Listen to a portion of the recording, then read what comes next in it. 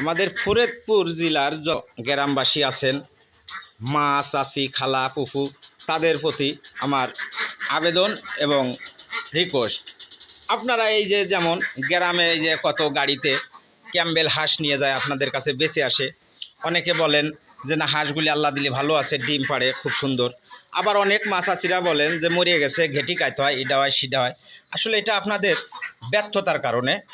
রোগ ব্যাধি স্বাভাবিক থাকেই, এর মাঝে তো আপনাদের দেখে রাখতে হবে, যত্ন করতে হবে, মালের প্রতি খেয়াল করতে হবে বিষয়টা। এই জায়গায় একটু সমস্যা হয়েছে কি, যেমন এই যে হাঁসগুলি ইনটেক, এই যে খামারি হাঁস ভ্যাকসিন কমপ্লিট করা সুন্দর হাঁস আপনাদের কাছে বেঁচে আসে। কেউর বাড়ি যে অসুস্থ হয়ে পড়ে কিছুদিন পরে, কেউর বাড়ি আল্লাহ দিলি ভালো থাকে।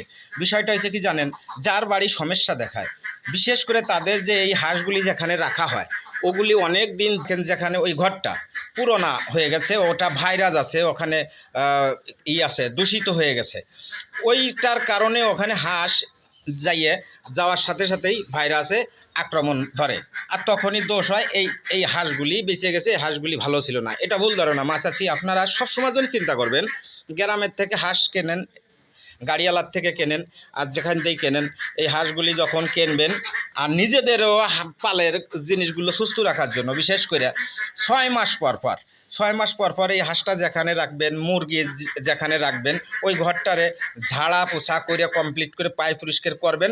শুধু করে স্প্রে কিনে নেবেন, পশু হাসপাতালের থেকে আনবেন, সেটাও যদি নাও পারেন অগত্য হাফ কেজি চুন কিনবেন, যেটা দিয়ে পান খায়, ওই চুন, ওর দাম বেশি নয়, ওই চুনরে গুলাই অগত্য এই যা ঘটনাস্থলে সুন্দর করে ছিটাই ছাটাই দিয়ে তারপরে আবার হাঁস মুরগি রাখবেন, তাতে ভাইরাসটা কেটে যাবে, হাঁস মুরগি সুস্থ থাকবে, ভালো থাকবে।